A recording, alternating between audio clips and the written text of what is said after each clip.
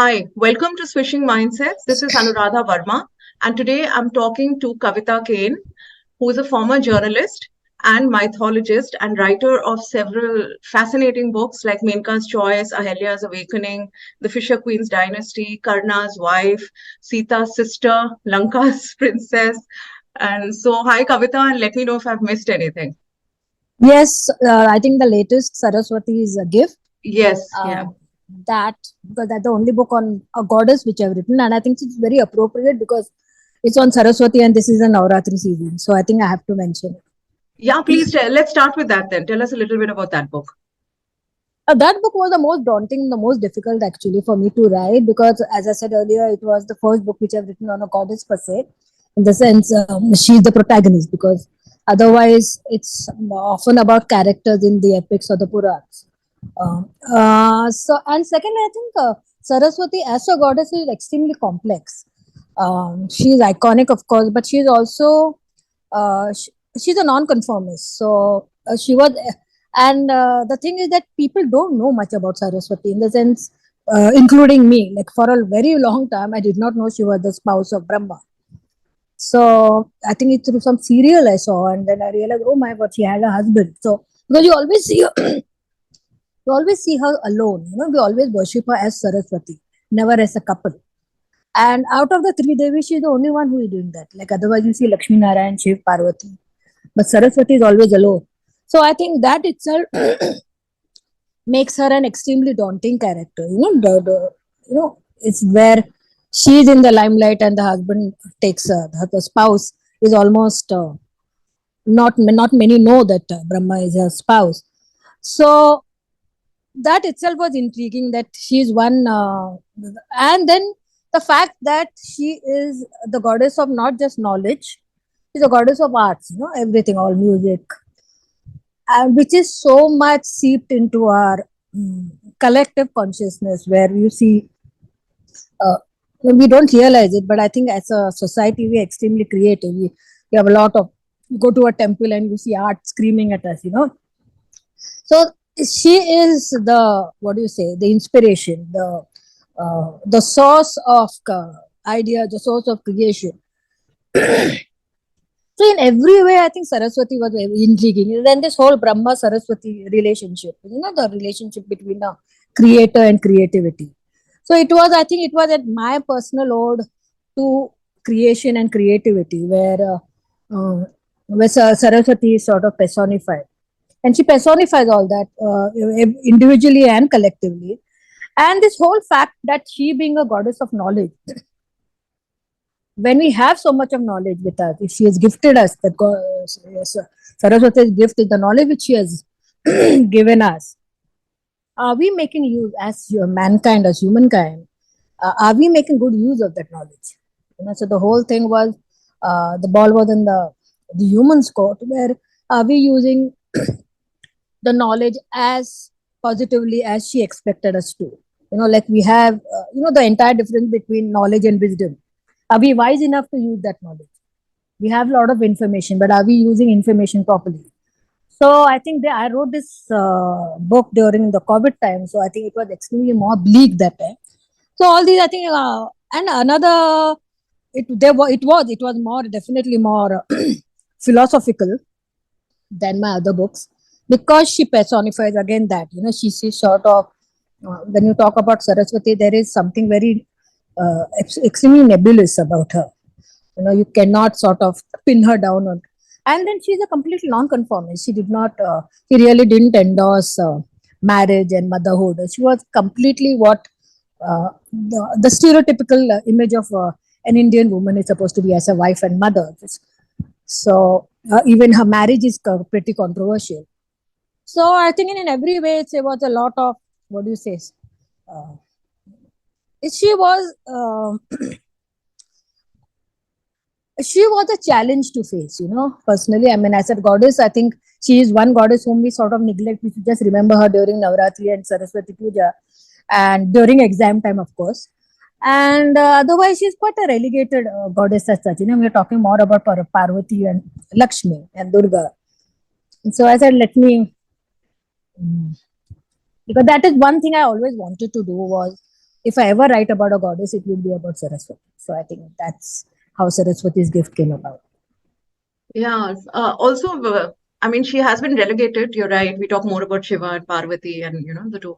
But it's still part of language, no? Like you say, Zuban pe Saraswati baiti hogi. Sometimes, if you say something, be Yes. careful, it may come true, so things like that. And I think we'll have to read the book to know more. Yes, because there's so much to her, because she's Yeah. part of the Triveni, like Ganga, Jamuna, Saraswati. She's part of the Tridevi. So we don't realize the importance. Like she as a river goddess also, and she as a goddess of. So I think I've interrelated both of them, where it starts off with where Saraswati, the river, disappeared. So what would happen to the world if Saraswati, the goddess of learning and knowledge, disappeared? We are back to the dark ages, where there is no knowledge. So this sort of we are going to the dark ages. I mean, when we see the war and destruction and disease and death around us, and needlessly so, it is so needless most of the time. So I think exactly, are we really making good use of the gift she had once upon given to us as mankind, as humankind? Yeah, I guess Saraswati is like drawing us towards the light again, in a way. Yes, I Or hope maybe you are going towards the light. I don't know myself. Yeah, but it's very interesting to hear, what inspires the book and what the thinking that goes behind it. So, your women characters are very strong, and they're not necessarily nice. They don't have to be nice people. So in fact, because I was going to talk to you, I was planning to reread some of your books, but I couldn't do that so much because I started reading Menka's Choice. I haven't read that before, and I just couldn't let go. So it's such a fascinating character. Initially, when I started reading it, it might have, I don't know, amuse you or what. I thought of Barbie Land, because all Oh, the yeah. the apsaras are supposed to do is they're not supposed to have a care in the world. They're just supposed to dance, and basically. But the only thing is, like in Barbie, she says we don't have vaginas, and here it's all about sex It's and all of, yes. seduction. Yeah. Sex, That's the seduction, intrigue. because that's what defines the personality. So Yeah. So that's where everything changes. But it is so interesting. So I want to know, like, with Saraswati, you said that, you were talking about how we go into the dark ages and things like that. So with this, what was it when you're writing about Menka? Menka, I think essentially it was about the sexual and the sexual power of woman. What she has and how it is misinterpreted by the opposite sex, and how it is misused and abused. So I think it was and the apsaras are the best representation of this, where you see their beauty and the seduction part, but you don't see them as a person. And it is not even there. If they are a symbol of sexuality, their sexual needs are not really attained to. It's like so I think when I had started off with Menka, I think after this was my third book. The first two books, the character, as you say, she was not very nice, in the sense she had shades of grey. Menka does have, and that was the first book where I attempted this, where a woman, because nice is always nice and good is always good, but I think that shades of grey makes it more intriguing, more fascinating, and more real, because you can't be good all the time. It's like you are good or bad as per the situation and circumstance, and as per the person whom you are, the relationships you have. So I think Menka, again, the whole thing of humanizing a celestial creature who is not a goddess, who is anything but a goddess. She is the, and her story, I mean, when you talk about her story with Vishwamitra, uh, because for all this time I thought it was just, and when I realized it was a full, almost a decade long relationship, and which ends up she having a daughter whom she has to abandon. And then again, I was reading about, while doing the research, I came to know that she is, this is not the first daughter she abandoned, this was the second daughter she had abandoned. So, this whole, the entire binary about motherhood, uh, she as a woman, she as a wife, where the dilemmas of a woman, where she has to forego one for the other. And when she being an apsara, she has to forego one for the other. She cannot have it all. And you think that you think that she has it all, but she really doesn't have anything. So And nobleness is not a character virtue which is connected with an apsara.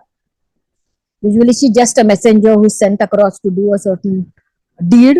She does that deed, she's supposed to seduce some king or some rishi and then come back to heaven. But here, because if she was sent to destroy Vishwamitra, she was the same person who resurrected him. So now Vishwamitra could not have been Vishwamitra if had it not been for Menaka. So I think this power of a woman, and I think Menaka, in all of my books, I think Menaka had the widest range of all emotions.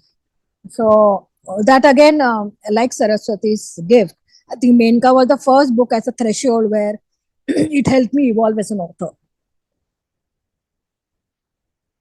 Yeah, and she says, like when she goes to seduce Vishwamitra, she says, I'm just a weapon of destruction. It's not me. No, she says that almost, yeah. So, I mean, there is a lot of angst, there's a lot of depth, there's a lot of, there's a lot of trials and tears, and you barely see the triumphs. You see it as triumphs, but the thing is that you don't see an apsara beyond a beauty. So it happens with many beautiful women, you say, or divas, as you say, you see only the exterior and you don't see what the turmoil within. So I think she represents a lot. And of course, I think another thing I think I really wanted to talk about in Menaka Choice was the entire work dynamics. That was very much there, where how at the workplace, at how a woman is supposed to, how she has to adjust, accommodate, she has to sort of double prove herself to get what she wants. And then, of course, how she sort of turned, okay, she's ambitious, mercenary, or whatever. But when a mover, so the entire, what is it, the hypocrisy which is there in a workplace where a man is concerned and a woman. It's interesting that you said workplace because, that's what it reminded me of. Because, this whole, when you talk about her clash between Indra and Menaka, if you see every time, it is usually the clash between a woman employee and a boss, a male boss. It always happens. It's I think many, I mean, I got a lot of response on that where many of them said, it really reminded me of what happens in the office sometimes, the dynamics. Of course, it's not as crass and crude as what is there in the book. But, sometimes there are definitely innuendos and, situations where she's sort of cornered. And how she has to where I think there's a passage where they're talking about how people in power, they have it all, but they surround themselves with mediocrity, Yes. So that resonated so much because I'm like, this is literally a workplace. Indra is the boss.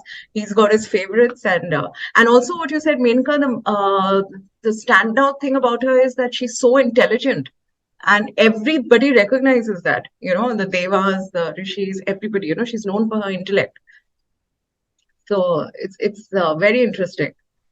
Yeah, because that's what I said. You don't see the beauty, the intelligence behind the beauty, which is, I think, the biggest tragedy of beautiful women. Yeah. And also, so tell me, when you're talking about research, what is your research really? What are the books? What are the other things that you go into? Where do you draw from? Because there is so much backstory.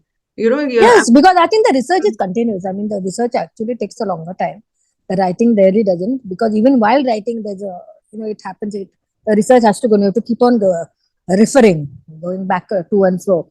So the research is, of course, the original story, the original text, then the different stories connected to the threads, the later story, the folk story. So I think it's it's continuous. Then there are essays, there are interpretations, and then you sort of sieve all that information which you have, and it's enormous, and then try to sieve it and try to join the dots, because most of my characters are marginalized characters, so I don't have much information about them, and I depend on the bigger character, the major character, and the situation in the episodes, incident, whatsoever, and then I try to glean through that. So it is basically it is a very targeted research, in the sense I have this information and I have to sort of join the dots and make a rational story, because there are too many gaps in the story. Especially even in Saraswati, I think it happened, because there are such assorted random stories, and then you have to connect them and make them rational. So I think it happened with each and every book of mine, and because, as I said, they are basically smaller, marginalized women characters. So, mm, uh, it is, I think, most of the time is researching, finding information, and then trying receiving that information. I think that itself, receiving part is extremely important because you have various threads. There's one story which is there in the mention in the Ramayana, it sort of changes in the Mahabharata, and in the Purans is quite entirely different. So you have to try as an author, as a writer for the readers. I have to come up with my own conclusions and sort of play it out. Yeah, so what do you read really? Because there's so much, like you said, like when you're talking about Vishwamitra, suddenly there's Harish Chandra who's thrown into the mix. And, then we're all aware of that story. There's so many things that are going on, And In fact, there are so many other stories with some point Vishwamitra, which middle I of could it. not put, But then I said it's, because I wanted stories which are connected with Meenakshi. Because otherwise Vishwamitra himself is such a huge character. He's one of the biggest, the mightiest of the rishis. And who knew his power? Who wanted power? He wanted a certain power. Because Vishwamitra's character himself is very interesting. He himself was, he wanted power. He wanted the power of a rishi. He had political power, but he realized political power is limited, and he wanted something more. So he's an extremely ambitious man, and not only ambitious, very ruthless, and who really doesn't care about love and family. So it becomes very ironical that how the relationship he has with Menaka. So there are a lot of stories connected with him, but I wanted stories which were connected, which again were interrelated with Menaka in some way. Yeah, and it's a very modern take almost, or maybe not a modern take, it was modern then. Because when Menaka asked him, don't you miss your wife and children? He said, maybe I didn't love them enough. And just like you, you abandoned your, and they're all living for themselves and there are no illusions, about it. And he's pretty ruthless about it. Like he said, okay, take me as I am. And when it actually comes to the crux where he's supposed to take her as she is, he doesn't do that. So it shows that exactly that's what I'm trying to say, that it's very, he inflicts that upon others when the whole thing comes upon him, how he reacts. So yeah, very self-realized characters basically, and yeah, his was again a very complex character. I think one of the most complex male characters I've written. Yeah, and also, you said research. So do you read a lot of the Puranas, the Vedas? Do you go back to the actual source, Valmiki's Ramayana? What is your main? No, you get them. The texts are there. You have to. It's honestly, you have to read the original because it's something like Surpanakha. Like the original Surpanakha, Valmiki's Surpanakha is ugly and all. And it is Kamban's Surpanakha who is beautiful, who is Meenakshi. So, this sort of the entire contrast. You have to read the originals and the later stories, as I said, because see, that is the dynamics, the entire dynamics and the beauty, the timelessness of the epics, because of the later, the adaptation, the constant adaptation which have been there. So you have to read them. I read them because they interest me enormously. And then you realize this whole art of perspective. Then again, as I said, the folk story, each state has its own story and the tribal story. So all of them sort of picking a thread and sort of loosening it, untying the knots or tying the knots. So all this is a process in itself. Yeah, were you always into reading all these texts and stuff, or is it like when you No. start writing? I was no. It happened because I started writing this. Earlier, it was sort of a cursory interest, in the sense I always liked history and mythology as subjects. History of any nation, so mythology of any nation. So I think because being a student of literature, you are exposed to all this. So it was cursory in the sense, again, it was connected with the syllabus, and then especially mythology, Norse mythology or Greek mythology. It completely interests me, and the parallels, the similarities, the parallels with, if you compare one mythology with the other. And then, of course, this whole entire treasure house, as a childhood, you grew up with Amar Chitra Katha, so you were sort of introduced to history and the ancient texts, through Amar Chitra Katha. And I tell you, it's such a huge contribution Amar Chitra Katha I have done. is at least made you aware, what is there. And since that time, the only two hobbies you had that time was reading or playing, sports and games and reading.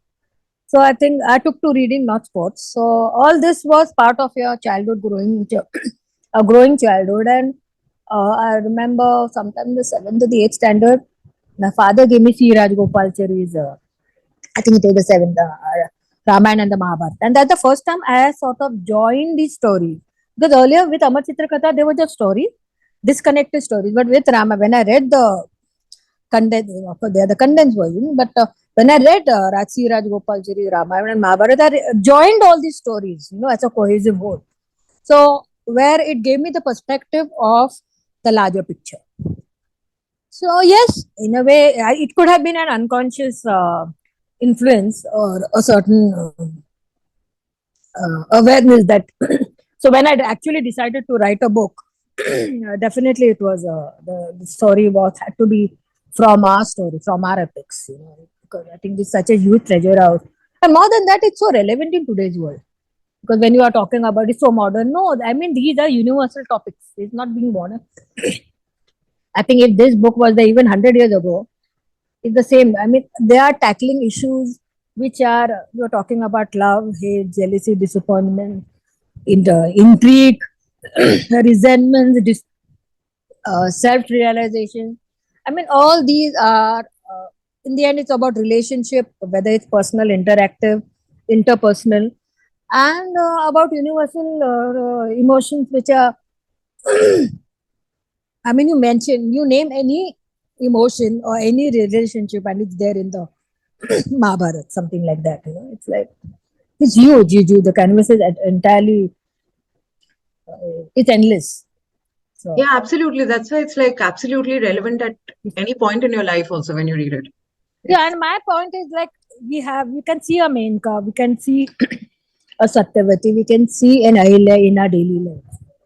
I mean, or a Surpanakha, because they are there. These sort of people are very much there in today's world, in our, but we have to just see them, because it's not about, they represent a certain kind, they are the representatives of a certain emotion, a certain crisis they have gone through. So I think that is why they're extremely relatable.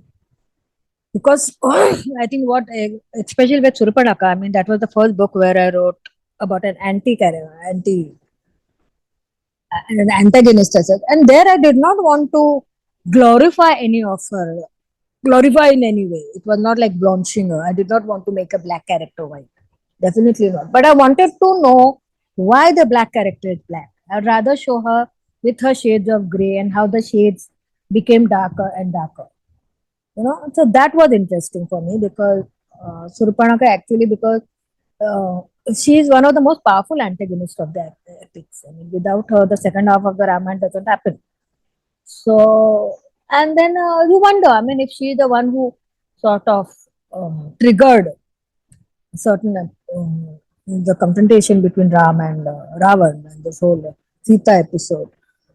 What happened to her afterward? Who was she actually? She was the sister of three remarkable men. And how was she as a sister? So I think her story, again, I sort of connected it with Saraswati again in that book, where she's been given knowledge when all the three brothers go to Saraswati, to go to Brahma. And so Surpanakha is not there. So again, I tried to talk about women's education that time, where the women are not given the rights to for education. So I think these are, of course, all subtexts in the main plan of things as such. But I think Saraswati's gift has the maximum subplots and subtexts and subtle and not so subtle messages I wanted to give. It was about, I think everything about what a modern woman sort of faces. So, Yeah, I think, and I like sort of connecting my earlier characters with the current novel. So there is a sense of continuity. yeah, I think I have to pick up Saraswati next. I haven't read that one. Oh, I've piqued your interest. So. No, I was going to pick it up anyway. So, you're talking about Surpanakha. So I was just, reading that bit where, she decides like she's no longer Meenakshi, she's now Surpanakha. And because her husband has been killed, and she realizes that it's Ravan's doing. So she decides to leave the palace with her son, So can you tell me, like, what unfolds after that? How is this important in the entire, it's like a revenge. Yes, because this was the interesting. This was one I read it from one folk tale where she used Ram to take a revenge on Ravan. Now, because that part, now if she wants revenge on Ravan, what happened between the brother and sister for them to become to have such a strained relationship? So I think I started going backwards, and that is how her character started building up. So the Surpanakha story was actually everything going backward. It was like a rewind of her. So many people don't know that she was married, that she had a son. Her son was killed by Lakshman. You don't know all these. But these are these are different folk stories and later stories which have come out around her, and that was what made her very. Besides seeing her as a unidimensional character, because we otherwise just see her as Ravan's sister, who sort of in that episode where her nose gets cut off, and then nothing. She goes to Ravan, and then you don't see anything. We don't hear anything about her at all. So this whole the angle of the husband and the son were extremely pivotal. The husband because of Ravan and Ram, and I think the son because of Lakshman. So I think when the two brothers are actively involved in Surpanakha's life. So in this interpretation, basically, she used Ram to take revenge, and the entire thing happened because of that. Yes. Yeah. That seems a more rational. It's more definitely. That's definitely more fascinating. It shows the family dynamics. That's a family dynamics of Ravan, which why did Vibhishan go against Ravan, and why did Kumbhakarna side with Ravan? This Ravan character himself is so layered and so complex and more flamboyant. I think this whole thing about Ravan and Ram, the clash, I think it was deliberate because Ravan was everything. He was good looking. He was extremely intelligent. He was a scholar. He was good in music. And he was a self-made man. He had nothing, and he's, whatever he carved out himself. And extremely flamboyant, as in contrast to Ram. So I think that parallel is there. What they are trying to show, and I think you see so many Ravans in today's world. All these flamboyant characters, and then they have one flaw, and that flaw is their arrogance, which actually brings them down. Yeah, the sheer smug arrogance, they know that they cannot, they are sort of unquestionable, and they are vanquished in the end by some Ram. The one Ram is enough to get them down. So, but you see so many Ravans around you. You don't see many Rams. So I think it's difficult to be a Ram than a Ravan. A lot of Ravans dating as Ram. That too. Yeah, exactly. This whole, even his argument every time, extremely intelligent, rational argument. But he always forgets. Everyone trying to say that. But in the end, it was where Sita and Ravana, it was about a woman. You took a woman without a consent. You might be everything, but as Mandodari says, you woo her, and only then will she be allowed to enter into my house. Mandodari is such a strong character in your book. Exactly, and she's sort of wise. She's actually his conscience. If you actually see, she's his conscience, which he always ignores. He never listens to his conscience. So if we move on, you also in your dedication mentioned your Ajji, right? You said that she introduced you to Surpanakha. Would you like to talk about that? No, it was definitely not in a religious way. It's not that she was one of those Ajis who told. No, I'm sure. Yeah, she didn't tell me any bedtime stories, but she had this. She always had these mythological similes, like if you slept too much in the afternoon, she said, "Don't sleep like Kumbhakarna." And I had always had this fascination for long nails. The moment I think I reached puberty, the moment I wanted to, I decided to dress up and all. The first thing I did was grow my nails after my 10th, because that was something which was not allowed in school. So this whole thing of growing nails, and I used to grow nails during my vacations when the school was not there. So she used to hate it, and she used to say, "Oh, your nails are like," I remember that, Surpanakha. And she hated, there are two characters which she really detested. One was Surpanakha and one was Kaikeyi. So both, of course, antagonists of Ramayana. And I used to keep teasing, if I have two daughters. So it was sort of a grandmother, granddaughter, sort of a relationship where has to tease her and has to annoy her. And she used to get miffed, of course, because she didn't, I don't think she had a great sense of humor. But the thing was, I loved irritating her, and she knew where she used to irritate me. She knew what was it that irritated me also. So it was more a extremely close bond, but this whole thing of, the references of different characters. Or, I remember asking about, that's how the story or idea of Karna's wife came about. Like, you say Karna is so good, so Karna is so good, but what he did to Draupadi, how did he go back to his wife? With what face did he go back to his wife? So, and I remember the answer which he gave was, oh, I don't think the wife really mattered, because I don't think they really bothered about the wife's reaction. So this sort of an extremely dismissive way of accepting what the stories are like. Unconscious, as I said earlier, we don't realize these memories sort of remain, and then when you actually want them to come out, it actually they all sort of surged up when I was sat down, when I decided to write a book. So I think Surpanakha was completely dedicated to her, because she used to call me Surpanakha whenever, especially in the vacations when I used to have my long days. She used to really detest that. That's really sweet. And actually, nobody names their children Kaikeyi or Surpanakha. Nobody does, yeah. Exactly. So that used to, and she was fearful of that I would do, because I was extremely willful, and she used to always sort of tell my mother, I hope she doesn't name her daughter that. I said, these are all what I did when I was 8 and 9 years old. So I think and then, what she said, that Karna's wife, I mean, they never bother about what their wife would say. But in your books, the wives are very vocal in all of them.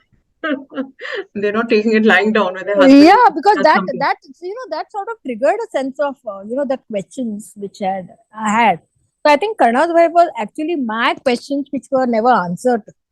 Those were the that book was actually my way of answering my own questions. Duryodhan is such a positive character from what I remember in that book, because he's always there with Karna.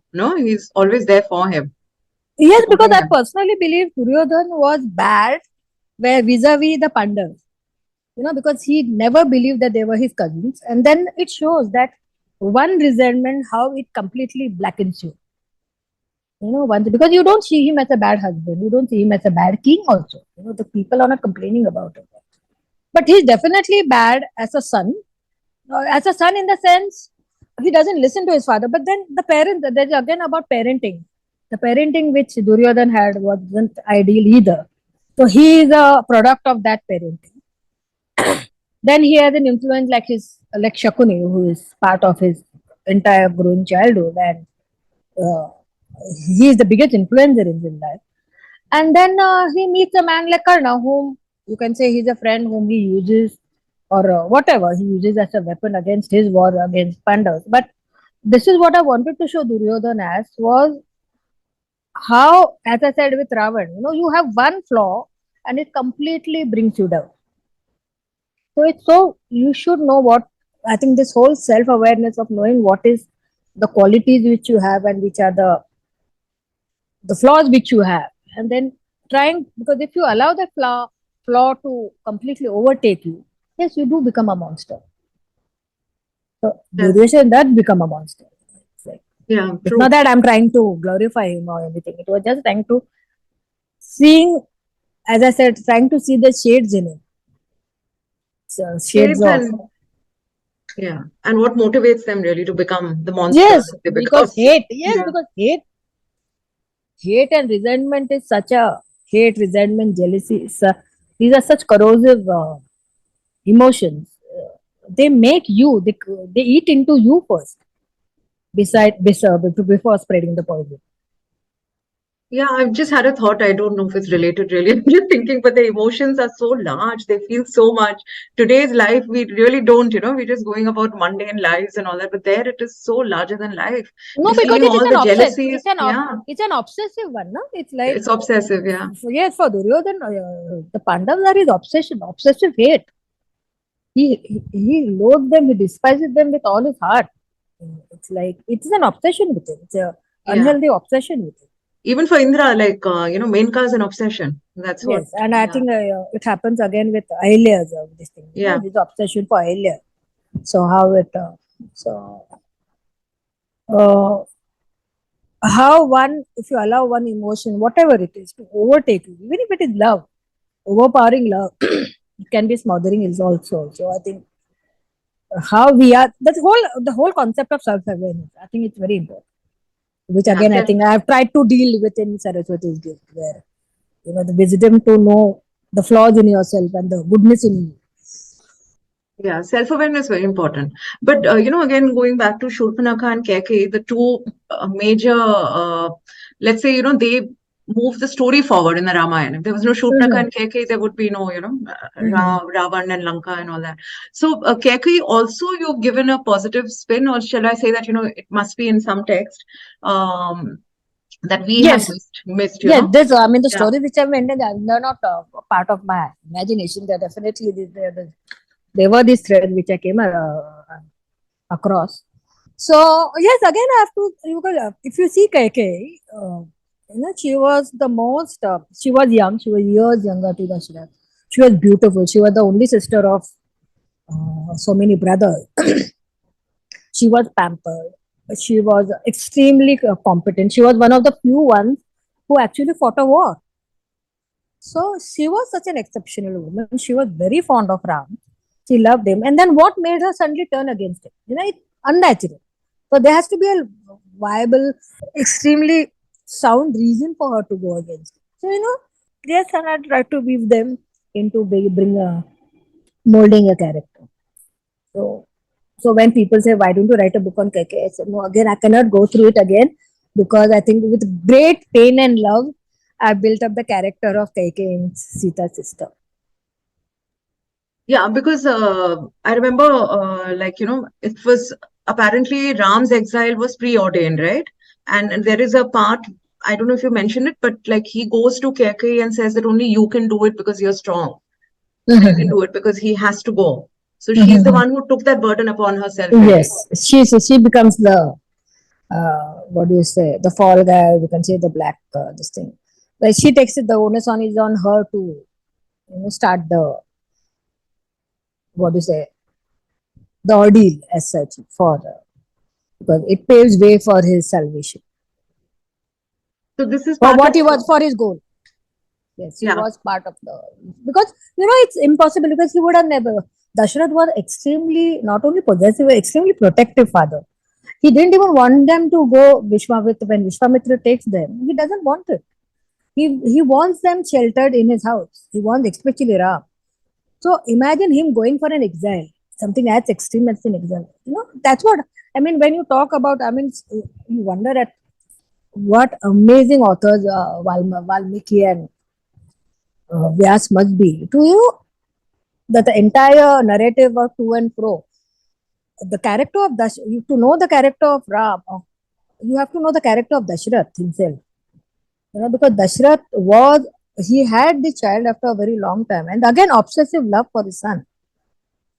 This whole thing of and how he would not have allowed him to step out of the palace, and then not only the palace, he has to step out of the kingdom, and he goes into exile. So this extreme situation cannot happen without a character like it.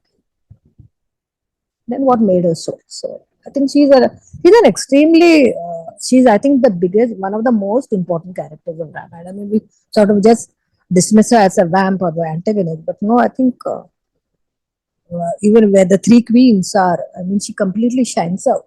She outshines all of them. Yeah, absolutely. Tell me who, if one may ask, who is your favorite character? Is there one?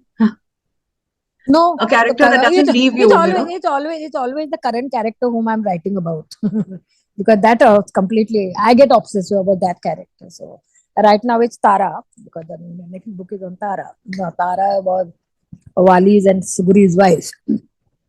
So it starts from there. She's such an unknown character that I have to sort of say that, it comes as in one breath. When I have to say Tara, Tara who? So right now it's Tara. Yes, definitely she's my favorite character. Yeah, it's a very interesting story actually. Sugriv and Vali's wife. I mean, I'd love to Yes, read that. Yeah. it's about a woman who is sort of becomes a we shared them, to be the wife of one brother and then another. So I mean, it's about that particular woman, what she has to do. Yeah. So, what is your research like for it? Have you unearthed anything interesting? I think I leave it to you all. Come to December 5th. I think I hope you read it and we'll Of get to know. course, December 5th. Okay, I'm waiting. That's not very long. Yeah. After all the Diwali, all the celebrations, you can sit back and start your December with my book. Absolutely. Tell me what is the time that it takes you to write a book? And you like push yourself that I should do one a year, one every 2 years, or it just comes to you? No, earlier my deadline used to be one book a year. Now I become lazy. I think after COVID, I generally took things a little more relaxed. So I think it's almost one book every 2 years. But that's because I had the first was COVID, and the second time it was I had my parents passed away. One of that whole thing of grief, losing your parents. So that sort of delayed the book. And so yes, ideally I would like it again to come back to that personal deadline of one book a year. But I'm happy with one book in every 2 years also. So I think. So we can look forward to many more. Yeah, definitely, because that's the only thing I can do anyway. I Yeah. think I can only write because I think I can only write, read, and watch movies. These are the three things in my life. Yeah. So, we talk. What about spirituality? And you're writing all these books, and dealing with grief. And I'm sorry to hear about your parent. And does all this help you in some way? Give a larger view of life Yes, and living. definitely, because this is a very common question asked, that is it autobiographical or not? It's not autobiographical, but then you start relating to the character. You develop a certain relationship, a certain affinity to the character which you're molding, and that helps you. Yes, that, as I said, it helps you evolve as an author. It helps you evolve as a person. So yes, again, spiritualism and philosophy was very strong. I said I wrote it during COVID time. So Saraswati, it was it was a hugely cathartic experience for me. So I gave it my. It was, as I said, it was a very bleak period to write the book on. And again, the topic itself, like Saraswati, what it portends, the darkness it portends if there is no knowledge in this world. So yes, Saraswati's gift was like Tara's. As I said, I've dedicated the book on Tara to my mother, because this was one book where I was actually in Goa. My parents used to stay in Goa, so I was in Goa, and she was actually helping me while I was sitting and editing and writing the book and editing. She used to give me all these nuggets, and she used to talk because about Tara, and especially Vali and Sugriva. We don't know much about. You know about Sugriva, but you don't know much about Vali. So she used to tell me stories about Vali. So it was one book where she was physically there when I was writing the book and editing the book. So yes, there is a certain different connection where this book is concerned vis-a-vis my mother. So yes, loss, love. I think it's part of the process, but it's very difficult. When you lose a parent at any age, and I just say I'm first fortunate that I had so many years with them. And yes, I think it's one of the major losses in your life. I think losing a parent. One parent. I lost them within a year, both of them. So, and then I saw the love. It's like my mother just could not live without my father. I saw the love, the selfless, unconditional love a person can have for their partner. And I think all these becomes they are the influences in your life. This is happening all around you. So I think they are, as you say, these circumstances, situations, they become stories because you see them as stories. So You just translate your emotions and your pain into stories. So I think that is what. So that's why this job or whatever, this art of writing is very important. Yeah, very cathartic. And you're right, like the love comes through in your stories. That's a very strong emotion, in relationships, otherwise, parent and child, the love is very strong, yeah. It's one unadulterated emotion, I think. Yes, extremely. And love is, pure love is very unconditional. It's and it's very rare. The whole thing about loving someone else without any conditions, without any hope, without any expectations is very, very difficult. And I think in my first book, I actually wrote about that, where we talk about disappointment in love. Where Urvi, what the love she has for Karna is almost idealistic love. And when she realizes that he is not as ideal as she thought him to be, and how a wife has to deal with it, it always happens. The fresh love, first love which you have is always very idealistic. You see your partner in a certain way, and then afterwards, when the when you sort of realize, when you come back, you sort of brought down to reality of what the world is. That sort of thing. So love and disappointment is also always there. Yeah, goes hand in hand. Yeah. Yeah. Yeah. Thank you, Kavita. Just one final question. If you can recommend some books that one must read, on mythology, any favorites of yours? Like I particularly enjoyed Yuganta, Iravati Karve's. Yeah, Iravati Karve. Yeah. But Yeah. that is not, this is some more a sociological treatise. If you Sociological, actually, yeah. yeah, I mean, where she's talking about class and, the social classes which were there and how it affected their personality, how the political, socio-political situation or their identity defines them. Yes, of course, Yugant is definitely one. Book of mythology. Hmm. I don't know. I think the original stories. I mean, I wouldn't. I always tell people you just go back to the original stories and read different adaptations, because the original story themselves are so dramatic, so complete in themselves that uh, like I always say, these are what my book is fiction, right?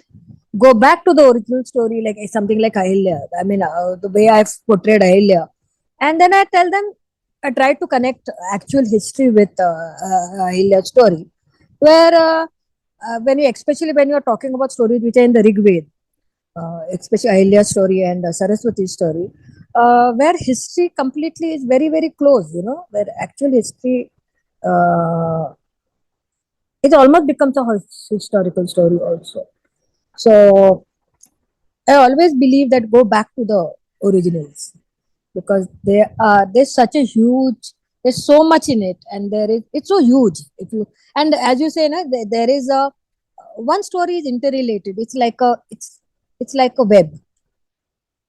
They're all interwoven, interrelated, and you finish one story, you want to go into the other because there is a reference something, and then you go into. That's how, as I said, I keep on reading in the research. Then I have to realize, okay, I have to stop this and I have to actually get down to writing. So always, I would not. But mythology, I think, if you're talking about books on mythology, I think also a certain fair idea about other mythologies of the world. It shows you how we are different from their mythology. So, though of course, technically, I would not call our story mythology. I mean, it's a very generic word which we are using nowadays, I think.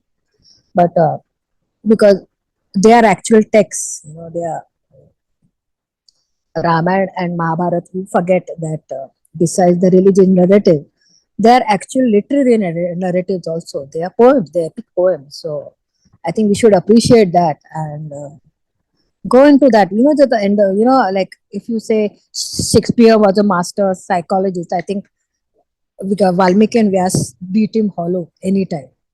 I mean, seriously, I mean, you mention any complexity, any relationship. I recently wrote an article on the LGBTQ. Any aspect, I mean, everything is there. And then we say, if it was there then, what are we doing now? Why are we not more wise, more enlightened? It really leaves you with a strong sense of inadequacy, that there's more for each of us to know and learn. And I think sort of utilize it in our daily life. So I think instead of reading just mythology book, I try just go back to the original text and see the beauty and the depth of it. Because they are not moral books, they are philosophical books actually. Because they are very strong element of philosophy. They are metaphors, they are not literal story. They're not stories of gods and goddesses, they're stories about us. It's about man, his follies, his faults, his triumphs, his trials. So I think it's story of about man, humankind. It's not about stories about gods and goddesses at all. Yeah, absolutely. It's all there in all. We can see ourselves reflected in all our flaws, all our glory. Everything. Yeah. Yeah, that's true. Thank you so much, Kavita, and I hope we talk again soon about Mahabharata this time. So Oh yeah. Oh. you The you next book, by the way, which I'm writing, I've already started it, is one character from Mahabharata. So we can definitely do that. we'll do that. Yeah, thank you again so much. Okay, bye. Thank you. Bye.